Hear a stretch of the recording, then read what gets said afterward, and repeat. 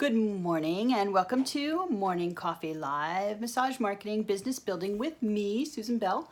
We're sporting Starry Night tonight this morning. How pretty is that? Kind of goes with my cool colored shirt. Anyway, I wanted to talk to you a bit today about goal setting. It is the middle of the year and it's July, and we just finished 6 months of an amazingly year that just flew by. It was just January, was it not? Did you set yearly goals back in January?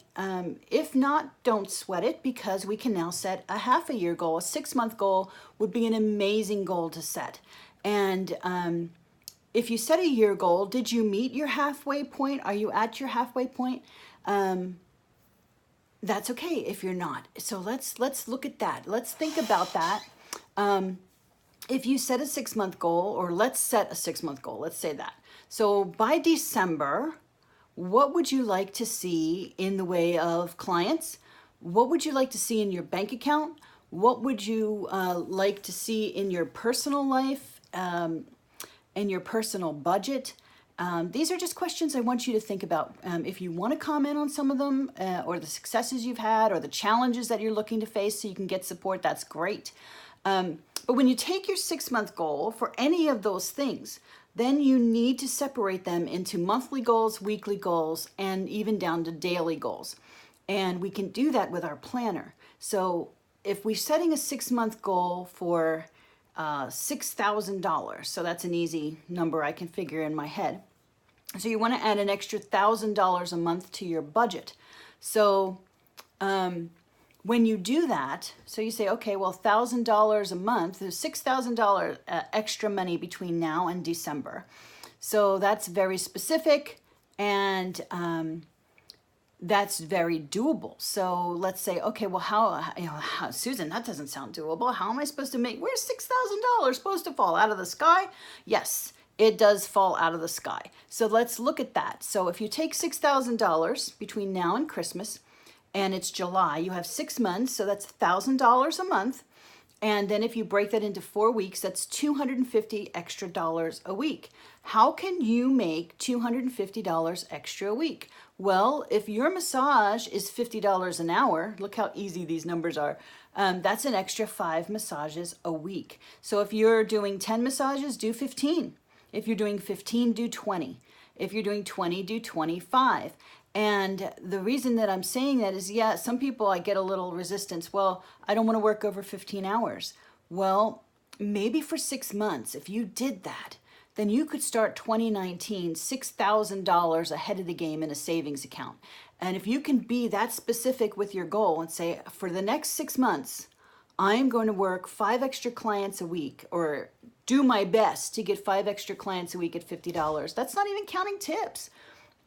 And then take that money for those extra clients, highlight them in your book a little differently, and then set up a different account, a savings account, maybe a high yield savings account, and then stick that extra money, it's called found money, and put it in a savings account, and you'd be surprised how fast it adds up. So if you can really hustle between now and Christmas, then you could start January 2019 with a little extra savings. Or if you are inclined, you could even have take some of that for Christmas gifts and treat your family to a huge holiday event or something like that. But to have that kind of drive for 6 months, that's really not the end of the world. I'm not saying you have to do it forever. Just try it for 6 months and see what happens. Or even try, I got a fly in the room, or even try it for 3 months and see what happens. Or even once a week, once a month. So if you said, my normal client base is 15 hours a week, but I'd like to have a little extra money. So what if I did 1 week of 20 hours and 3 weeks of 15? So think about this in many ways and slice it up and say, well, if I did that, I could have, maybe $1,000 at the end of the year as opposed to 6,000. And yeah, once a week I could really bust it out. And make that happen. So you want to create a little more, just a little more each week, and put that aside. You don't put it in your budget, or it'll just disappear. So figure out between now and December what your what your goal is, and then go ahead and work your way backwards to a sizable, handleable chunk that you can do weekly, daily, leaving yourself, of course, only 5 days a week so that you get a break, and then you can make stuff happen.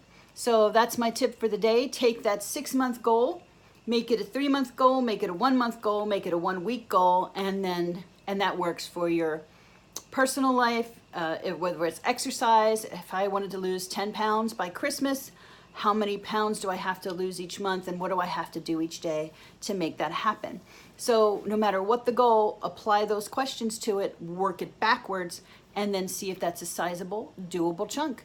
Have a great day. Enjoy your coffee, and I will see you later. Bye-bye.